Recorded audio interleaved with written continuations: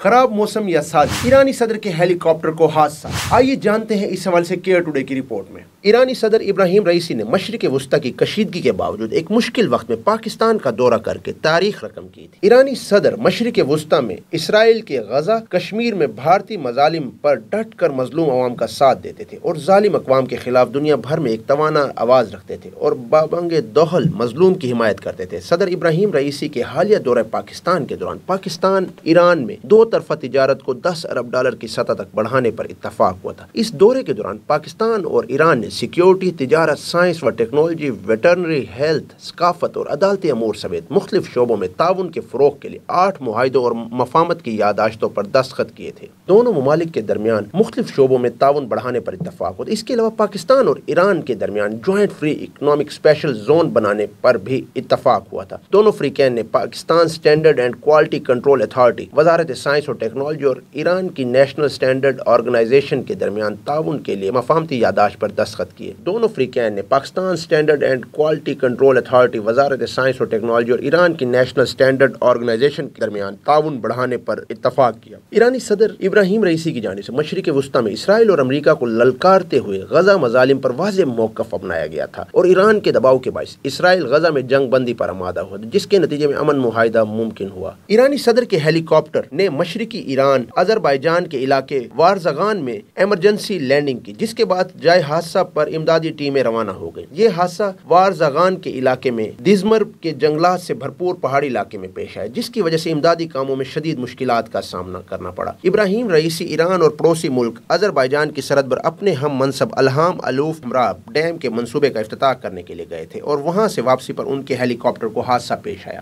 اس حوالے سے ایران کے وزیر داخلہ احمد واحدی نے بتایا کہ خراب موسم کی وجہ سے قافلے میں شامل ایک ہیلی کاپٹر نے ہنگامی لینڈنگ کی اور ہیلی کاپٹر سے رابطہ کرنے میں مشکلات پیش آ رہی ہیں۔ تاہم ایرانی سرکاری میڈیا نے باضابطہ طور پر صدر ابراہیم رئیسی اور وزیر خارجہ حسین عبدالحیان کی جانوں کو ہیلی کاپٹر حادثے میں شہید ہونے کی تصدیق کر دی۔ اس اہم موقع پر ان کے طیارے کو رونما ہونے والے حادثے کو اسرائیل امریکہ کا شاخسانہ بھی قرار دیا جا رہا ہے۔ تاہم اسرائیل نے اس حملے سے مکمل لا تعلقی کا اظہار کیا۔ جس ہیلی کاپٹر کو حادثہ پیش آیا اس میں ایرانی صدر کے ساتھ ساتھ وزیر خارجہ حسین عبدالحیان، مشرقی آذربائیجان کے گورنر ملک رحمتی اور کچھ مقامی اہم عہدیداران بھی شامل تھے۔ اس حادثے کا ایک اہم پہلو یہ بھی ہے کہ صدر کا قافلہ 3 ہیلی کاپٹرز پر مشتمل تھا اور کچھ میڈیا رپورٹس کے مطابق جس ہیلی کاپٹر کو حادثہ پیش آیا ابراہیم رئیسی اس میں سوار تھے، جبکہ بقیہ 2 ہیلی کاپٹرز باحفاظت لینڈ کر چکے ہیں۔ اس حادثے کو موسم کی خرابی اور دھند کی وجہ بھی قرار دیا جا رہا ہے۔ تاہم 2 طیارے باحفاظت واپس پہنچنے پر اور ایرانی صدر کے طیارے کو حادثہ پیش آنے پر ایرانی سیکیورٹی و انٹیلیجنس ادارے ان پہلوؤں کا بھی بخوبی جائزہ لے رہے ہیں۔ تاہم تاحال تحقیقات کا عمل جاری ہے۔ ایرانی صدر ابراہیم رئیسی کے طیارے کو پیش آنے والے حادثے کی اعلیٰ سطحی تحقیقات جاری ہے۔ اس سلسلے میں آنے والی حقائق بہت جلد آپ کے سامنے پیش کیے جائیں گے۔ ہیلی کاپٹر کے مسافروں میں ابراہیم رئیسی، وزیر خارجہ حسین عبدالحیان، ایران کے مشرقی آذربائیجان صوبے کے گورنر ملک رحمتی اور مشرقی آذربائیجان صوبے میں رہبر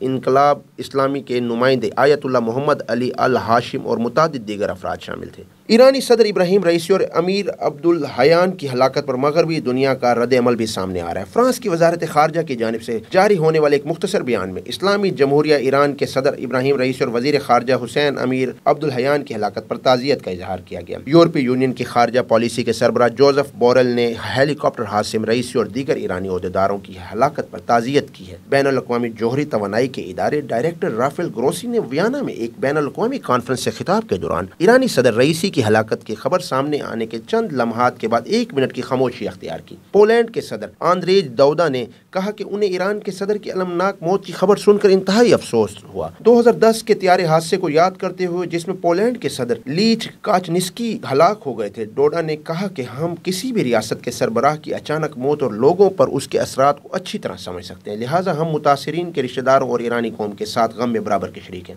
اس حوالے سے نیٹو کے ترجمان نے ایکس پر فارسی زبان میں ایک پوسٹ میں رئیسی اور امیر عبدالحیان کی ہلاکت پر ایرانی قوم سے تعزیت کی۔ تاہم اس سلسلے میں مزید تحقیقات کا عمل جاری ہے۔ کیمرہ مین سانول یار کے ساتھ عمران علی خان، کیئر ٹوڈے،